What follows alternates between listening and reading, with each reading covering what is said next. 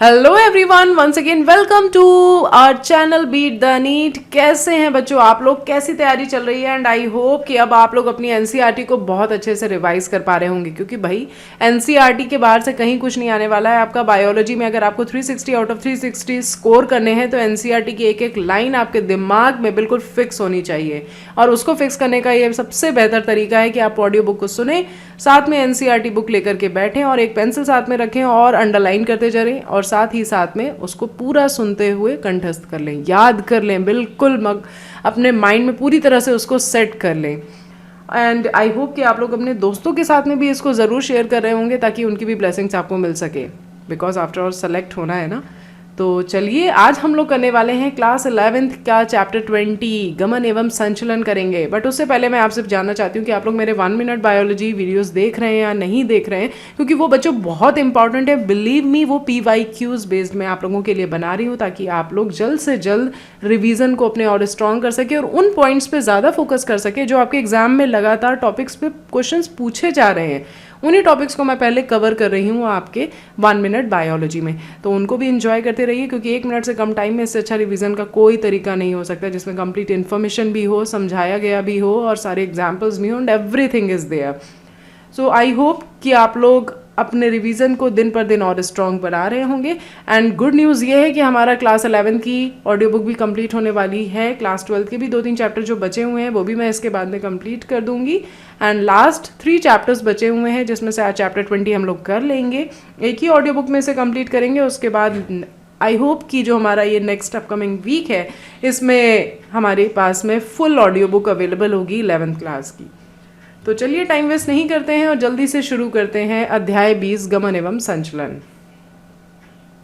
संचलन जीवों की एक महत्वपूर्ण विशेषता है। जंतुओं एवं पादपों में अनेक तरह के संचलन होते हैं। अमीबा सदृश एक कोशिक जीव में जीव द्रव्य का प्रवाही संचलन इसका एक साधारण रूप है। कई जीव पक्षभाव, कशाभ और स्पर्शक द्वारा संचलन दर्शाते हैं। मनुष्य अपने पाद, जबड़े, पलक, जिह्वा आदि को गतिशील कर सकता है। कुछ संचलनों में स्थान या अवस्थिति परिवर्तन होता है। ऐसे ऐच्छिक संचलनों को गमन कहते हैं। टहलना, दौड़ना, चढ़ना, उड़ना, तैरना आदि सभी गमन या संचलन के ही कुछ रूप हैं। चलन संरचनाओं का अन्य प्रकार की गति में संलग्न संरचनाओं से भिन्न होना आवश्यक नहीं है। उदाहरण के लिए पैरामीशियम में पक्षभाव, भोजन की कोशिका ग्रसनी से प्रवाह और चलन दोनों कार्य होते हैं। हाइड्रा अपने स्पर्शक शिकार पकड़ने और चलन दोनों के लिए प्रयोग कर सकता है। हम अपने पाद शरीर की मुद्रा बदलने के लिए प्रयोग में लाते हैं और चलने के लिए भी। उपर्युक्त प्रेक्षणों से संकेत मिलता है कि गति और चलन को पृथक रूप से अध्ययन नहीं किया जा सकता है। दोनों के संबंध को इस उक्ति में समाहित किया जा सकता है कि सभी चलन गति होते हैं, लेकिन सभी गति चलन नहीं है। जंतुओं के चलन के तरीके परिस्थिति की मांग और आवास के अनुरूप बदलते हैं। फिर भी चलन की क्रिया प्रायः भोजन, आश्रय, साथी, अनुकूल प्रजनन स्थल, अनुकूल प्राकृतिक स्थिति की तलाश या शत्रुओं भक्षियों से पलायन के लिए की जाती है। 20.1 गति के प्रकार। मानव शरीर की कोशिकाएं मुख्यतः 3 प्रकार की गति दर्शाती हैं, यथा अमीबीय, पक्षमभावी और पेशीय। आपने अध्याय 8 में पढ़ा है कि पक्षभाव और कशामिका कोशिका झिल्ली की अपवृद्धि है। कशामिका गति शुक्राणुओं को तैरने में सहायता करती है।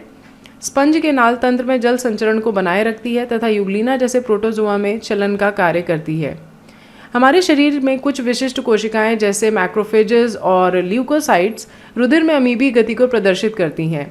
यह क्रिया जीव द्रव्य की प्रवाही गति द्वारा कुक्कुट पाद बना करके की जाती है। कोशिका कंकाल तंत्र जैसे सूक्ष्म तंतु भी अमीबी गति में सहयोगी होते हैं। हमारे अधिकांश नलिकाकार अंगों में जो पक्षभाव उपभित्ति से आस्तारित होते हैं, पक्षभाव गति होती है। श्वास नली में पक्षभावों की समन्वित गति से वायुमंडलीय वायु के साथ प्रवेश करने वाले धूल कणों एवं बाह्य पदार्थों को हटाने में मदद मिलती है। मादा प्रजनन मार्ग में डिंब का परिवहन पक्षभाव गति की सहायता से ही होता है। हमारे पादों, जबड़ों, जिह्वा आदि की गति के लिए पेशीय गति आवश्यक है। पेशीय की संकुचन के गुण का प्रभावी उपयोग मनुष्य और अधिकांश बहुकोशिकीय जीवों के चलन और अन्य प्रकार की गतियों में होता है। चलन के लिए पेशीय, कंकाल और तंत्रिका तंत्र की पूर्ण समन्वित क्रिया की आवश्यकता होती है। इस अध्याय में आप पेशियों के प्रकार, उनकी संरचना, उनके संकुचन की क्रियाविधि और कंकाल तंत्र के महत्वपूर्ण पहलू के बारे में जानेंगे। 20.2 पेशी। पेशी एक विशेष प्रकार का ऊतक है जिसकी उत्पत्ति अध्ययन स्तर से होती है। एक वयस्क मनुष्य के शरीर के भार का 40 से 50% हिस्सा पेशियों का होता है। इनके कई विशेष गुण हैं जैसे उत्तेजनशीलता, संकुचनशीलता, प्रसार्य तथा प्रत्यास्था। पेशियों को भिन्न भिन्न आधारों पर वर्गीकृत किया गया है जैसे स्थापन, रंग रूप और उनकी क्रिया का नियमन पद्धति। स्थापन के आधार पर 3 प्रकार की पेशियां पाई जाती हैं: कंकाल, अंतरंग और हृद। कंकाल पेशियां शारीरिक कंकाल अवयवों के निकट संपर्क में होती हैं। सूक्ष्मदर्शी द्वारा देखने पर इनमें धारियां दिखती हैं, अतः इन्हें रेखित पेशी कहते हैं। चूंकि इनकी क्रियाओं का तांत्रिक तंत्र द्वारा ऐच्छिक नियंत्रण होता है, अतः इन्हें ऐच्छिक पेशी भी कहते हैं। ये मुख्य रूप से चलन की क्रिया और शारीरिक मुद्रा बदलने में सहायक होती हैं। अंतरंग पेशियां शरीर के खोखले अंतरंग अंगों जैसे आहार नाल, जनन मार्ग आदि की भीतरी भित्ति में स्थित होती हैं। ये अरेखित और चिकनी दिखती हैं, अतः इन्हें चिकनी पेशियां अरेखित पेशी कहते हैं। इनकी क्रिया तंत्रिका तंत्र के ऐच्छिक नियंत्रण में नहीं होती, इसलिए ये अनैच्छिक पेशियां कही जाती हैं। ये पाचन मार्ग द्वारा, भोजन और जनन मार्ग द्वारा युग्मक के अभिगमन में सहायता करती हैं। जैसा कि नाम से ही विदित है, हृदय पेशियां हृदय की पेशियां हैं। कई हृदय पेशी कोशिकाएं हृदय पेशी के गठन के लिए शाश्वत रचना में एकत्रित होती हैं। रंग रूप के आधार पर हृदय पेशियां रेखित होती हैं या अनैच्छिक स्वभाव की होती हैं, क्योंकि तंत्रिका तंत्र इनकी क्रियाओं को सीधे नियंत्रित नहीं करता।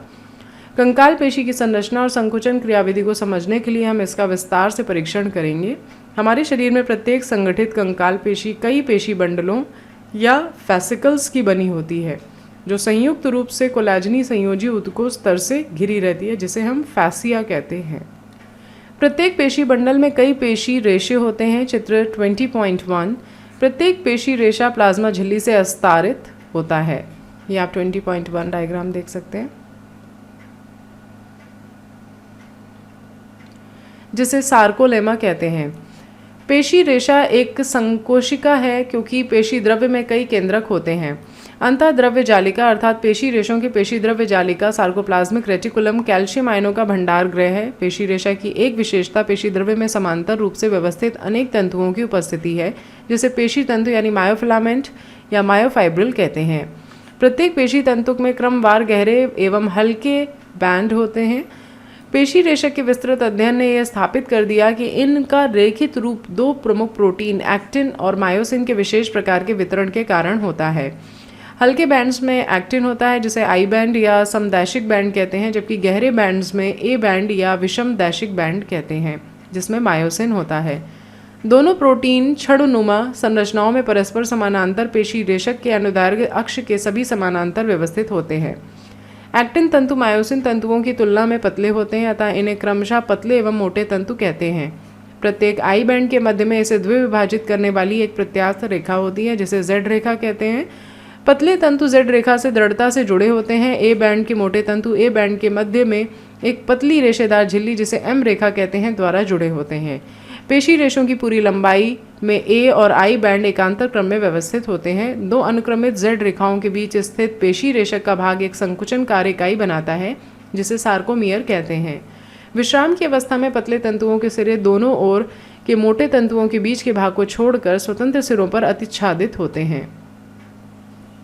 पतले तंतुओं के सिरे मोटे तंतुओं के सिरों के बीच में पाए जाते हैं। मोटे तंतुओं का केंद्रीय भाग जो पतले तंतुओं से अतिच्छादित नहीं होता, उसे एच क्षेत्र कहलाता है। 20.2.1 संकुचनशील प्रोटीन की संरचना। प्रत्येक एक्टिन तंतु एक दूसरे से सर्पिल रूप में कुंडलित 2 एफ एक्टिनों से या एक्टिन्स का बना होता है। प्रत्येक एफ एक्टिन जी एक्टिन इकाइयों का बहुलक है। एक दूसरे प्रोटीन ट्रोपोमायोसिन के 2 तंतु एफ एक्टिन के निकट पूरी लंबाई में जाते हैं। एक जटिल ट्रोपोनिन प्रोटीन अणु ट्रोपोमायोसिन पर नियत अंतरालों पर पाई जाती है।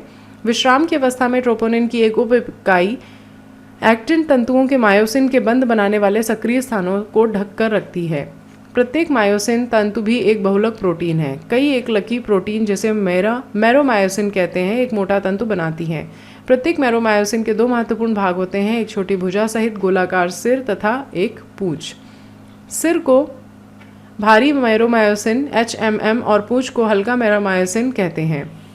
मैरोमायोसिन अवयव अर्थात सिर एवं छोटी भुजा पर नियत दूरी तथा आपस में एक नियत दूरी नियत कोण पर ए तंतु पर बाहर की तरफ उभरे होते हैं, जिसे क्रॉस भुजा या क्रॉस आर्म कहते हैं। गोलाकार सिर एक सक्रिय एटीपीएज एंजाइम, जिससे एटीपी के बंधन स्थान तथा एक्टिन के लिए सक्रिय स्थान होते हैं। ये आपको डायग्राम देख लीजिए।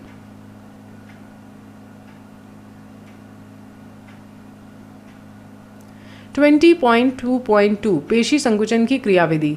पेशी संकुचन की क्रियाविधि को सर्पीतंतु सिद्धांत द्वारा अच्छी तरह समझाया जा सकता है, जिसके अनुसार पेशीय रेशों का संकुचन पतले तंतुओं के मोटे तंतुओं के ऊपर सरकने से होता है। केंद्रीय तंत्रिका तंत्र की प्रेरक तंत्रिका द्वारा एक संकेत प्रेषण से पेशी संकुचन का आरंभ होता है। एक प्रेरक न्यूरॉन तथा इससे पेशी रेशे एक प्रेरक इकाई का गठन करते हैं। प्रेरक तंत्रियक और पेशीय रेशा के सार्कोलेमा की संधि को तंत्रिका पेशीय संगम या प्रेरक अंत्यपट्टिका कहते हैं।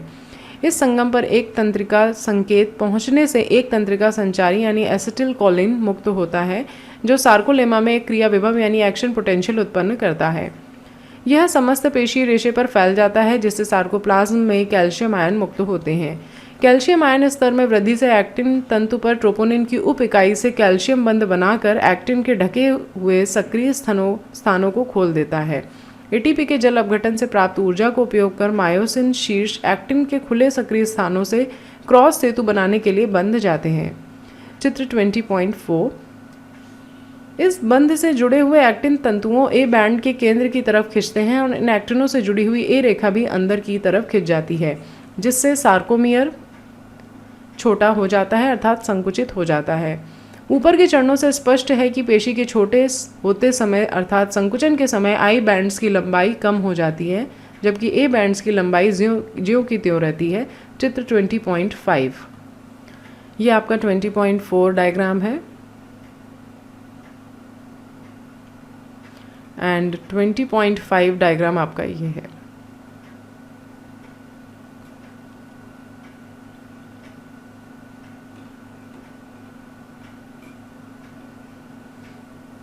एडीपी और P2 मुक्त कर मायोसिन विश्राम अवस्था में वापस चला जाता है और एक नए एटीपी के बंधने से क्रॉस सेतु टूटते हैं। मायोसिन शीर्ष एटीपी को अपघटित कर पेशी के ओर संकुचन के लिए क्रिया दोहराते हैं, किंतु तंत्रिका संवेगी के समाप्त हो जाने पर सार्कोप्लाज्मिक रेटिकुलम द्वारा कैल्शियम आयन यानी कैल्शियम 1 पॉजिटिव के अवशोषण से एक्टिन स्थल पुनः ढक जाते हैं। इसके फलस्वरूप Z रेखाएं अपने मूल स्थान पर वापस हो जाती हैं अर्थात शिथिलन हो जाता है। विभिन्न पेशियों में रेशों की प्रतिक्रिया अवधि में अंतर हो सकता है। पेशियों के बार बार उत्तेजित होने पर उनमें ग्लाइकोजन के अवयवी विखंडन से लैक्टिक एसिड का जमाव होने लगता है, जिससे थकान होती है। पेशी में ऑक्सीजन भंडारित करने वाला लाल रंग का एक मायोग्लोबिन होता है। कुछ पेशियों में मायोग्लोबिन की मात्रा ज़्यादा होती है, जिससे वे लाल रंग के दिखाई देते हैं। ऐसे पेशियों को लाल पेशियां कहते हैं। ऐसी पेशियों में माइटोकॉन्ड्रिया अधिक होती है, जो एटीपी के निर्माण हेतु उनमें भंडारित ऑक्सीजन की बड़ी मात्रा का उपयोग कर सकती है। इसलिए इन पेशियों को वायुजीवी पेशियां भी कहते हैं। दूसरी तरफ कुछ पेशियों में मायोग्लोबिन की बहुत कम मात्रा पाई जाती है, जिससे वे हल्के रंग की और श्वेत प्रतीत होती हैं। ये श्वेत पेशियां हैं जिनमें माइटोकॉन्ड्रिया तो अल्पसंख्यक होते हैं, लेकिन पेशी द्रव्य जालिका अत्यधिक मात्रा में होती है। ये अवयवी विधि द्वारा ऊर्जा प्राप्त करती हैं। 20.3 कंकाल तंत्र। कंकाल तंत्र में अस्थियों का एक ढांचा और उपास्थियां होती हैं। शरीर की गति में इस तंत्र की महत्वपूर्ण भूमिका है। कल्पना कीजिए, जब बिना जबड़ों के भोजन चवर्ण करना पड़े, बिना पाद अस्थियों के टहलना हो। अस्थि और उपास्थि विशेष प्रकार के संयोजी ऊतक हैं। मैट्रिक्स में लवणों की उपस्थिति से अस्थियां कठोर होती हैं, जबकि कॉन्ड्रोइटिन लवण उपास्थियों के मैट्रिक्स को प्लिएबल बनाते हैं। जो मनुष्य में यह तंत्र 206 अस्थियों और कुछ उपास्थियों का बना होता है। इसे दो मुख्य समूहों में बांटा गया है, अक्षीय कंकाल और उपांगीय कंकाल। अक्षीय कंकाल में अस्थियां होती हैं जो शरीर के मुख्य अक्ष पर वितरित होती हैं। करोटि, मेरुदंड, उरोस्थि यानी स्टर्नम और रिब्स अक्षीय कंकाल का गठन करती हैं। करोटि अस्थियों के दो समुच्चय क्रेनियल और फेशियल से बना है, जिनका योग 22 है। कपाली अस्थियों की संख्या 8 होती है। यह मस्तिष्क के लिए कठोर रक्षक बाह्य आवरण कपाल को बनाती हैं। आननी भाग में 14 कंकाल अवयव स्केलेटल एलिमेंट्स होते हैं, जो करोटि के सामने का भाग बनाते हैं। यह आप डायग्राम देख सकते हैं 20.6। एक यू आकार की एकल अस्थि हाइड मुख गुहा के नीचे स्थित होती है। यह भी कपाल में ही सन्निहित है। प्रत्येक मध्यकर्ण में 3 छोटी अस्थियां होती हैं, मैलियस, इनकस एवं स्टेपीज। इनके सामूहिक रूप से कर्ण अस्थिकाएं कहते हैं। कपाल भाग कशेरुक दंड के अग्रभाग के साथ दो अनुकपाल अस्थिकंदों यानी ऑक्सीपिटल कॉन्डाइल्स की सहायता से संधि योजन करता है। द्विकंडी करोटिया डाइकॉन्डाइलिक स्कल। हमारा कशेरुक दंड क्रम में व्यवस्थित पृष्ठभाग में स्थित 26 इकाइयों का बना है जिन्हें कशेरुक कहते हैं। यह कपाल के आधार से निकलता है और धड़ भाग का मुख्य ढांचा तैयार करता है। प्रत्येक कशेरुक के बीच का भाग खोखला यानी तंत्रिकीय नाल होता है जिससे होकर मेरुरज्जु यानी स्पाइनल कॉर्ड गुजरती है। प्रथम कशेरुक एटलस है और यह अनुकपाल अस्थिकंदों के साथ संधि योजन करता है। कशेरुक दंड कपाल की ओर से प्रारंभ करने पर ग्रीवा 7, वक्षीय 12, कटी 5, त्रिक सेक्रमी 1 संयोजित और अनुत्रिक 1 संयोजित कशेरुकों में विभेदित होता है। ग्रीवा कशेरुकों की संख्या मनुष्य सहित लगभग सभी स्तनधारियों में 7 होती है। कशेरुक दंड मेरुरज्जु यानी स्पाइनल कॉर्ड की रक्षा करता है, सिर का आधार बनाते हैं और पसलियों तथा पीठ की पेशियों के संधि स्थल का निर्माण करते हैं। स्टर्नम वक्ष की मध्य अधर रेखा पर स्थित एक चपटी अस्थि है। पसलियों की 12 जोड़ियां होती हैं। प्रत्येक पसली एक पतली चपटी अस्थि है जो पृष्ठ भाग में कशेरुक दंड और अधर भाग में उरोस्थि के साथ जुड़ी रहती है। इसके पृष्ठ सिरे पर 2 संधि योजन सतहें होती हैं जिसके कारण बाइसेफेलिक भी कहते हैं। प्रथम 7 जोड़ी पसलियों को वास्तविक पसलियां कहते हैं। पृष्ठ में ये वक्षीय कशेरुकों और अधरीय भाग में उरोस्थि से काचाब उपास्थि यानी हाइलिन कार्टिलेज की सहायता से जुड़ी होती हैं। 8वीं, 9वीं और 10वीं जोड़ी पसलियां उरोस्थि के साथ सीधे संधि संयोजित नहीं होती बल्कि काचाब उपास्थि के संयोग से 7वीं पसली से जुड़ती हैं। इन्हें वर्टिब्रोकॉन्ड्रल पसलियां कहते हैं। पसलियों की अंतिम 2 जोड़ियां 11वीं और 12वीं अधर में जुड़ी हुई नहीं होती, इसलिए उन्हें प्लावी यानी फ्लोटिंग रिब्स कहते हैं। वक्षीय कशेरुक पसलियां और उरोस्थि मिलकर पसली पंजर यानी रिब केज की संरचना करते हैं। पादों की अस्थियां अपनी मेखला के साथ उपांगीय कंकाल बनाती हैं। प्रत्येक पाद में 30 अस्थियां पाई जाती हैं। अग्रपाद की अस्थियां हैं ह्यूमेरस, रेडियस और अल्ना। कार्पल्स कलाई की अस्थियां संख्या में 8, मेटाकार्पल्स हथेली की अस्थियां संख्या में 5 और फैलेंजेस अंगुलियों की अस्थियां संख्या में 14। चित्र 20.9 आप यहाँ देख सकते हैं। फीमर सबसे लंबी अस्थि, टीबिया और फिबुला टार्सल्स टखनों की अस्थियां संख्या में 7, मेटाटार्सल्स संख्या में 5 और अंगुली अस्थियां फैलेंजेस कप के आकार की एक अस्थि जिसे पटेला कहते हैं घुटने के अधर की ओर से ढकती है यानी घुटना फलक। अंश और श्रोणि मेखला अस्थियां अक्षीय कंकाल तथा क्रमशः अग्र एवं पश्च पादों के बीच संधि योजन में सहायता करती हैं। प्रत्येक मेखला के 2 अर्धभाग होते हैं। अंश मेखला के प्रत्येक अर्धभाग में एक क्लेविकल और एक स्कैपुला होती है। स्कैपुला वक्ष के पृष्ठ भाग में दूसरे एवं 7वीं पसली के बीच स्थित एक बड़ी चपटी त्रिभुजाकार अस्थि है। स्कैपुला के पश्च चपटे त्रिभुजाकार भाग में एक उभार एक विस्तृत चपटे प्रबंध के रूप में होता है जिसे एक्रोमिन कहते हैं।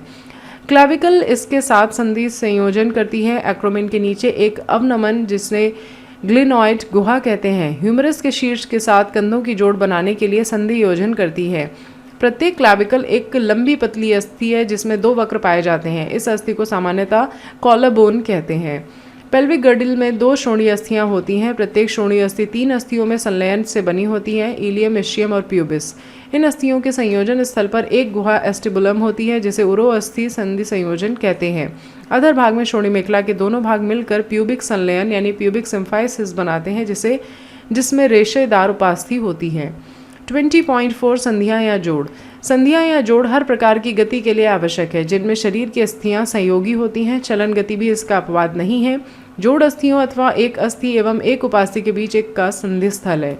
जोड़ों द्वारा गति की पेशी जनित बल का उपयोग किया जाता है। जहां जोड़ आलंब होता है का कार्य करते हैं, इन जोड़ों पर गति विभिन्न कारकों पर निर्भरता के कारण बदलती है।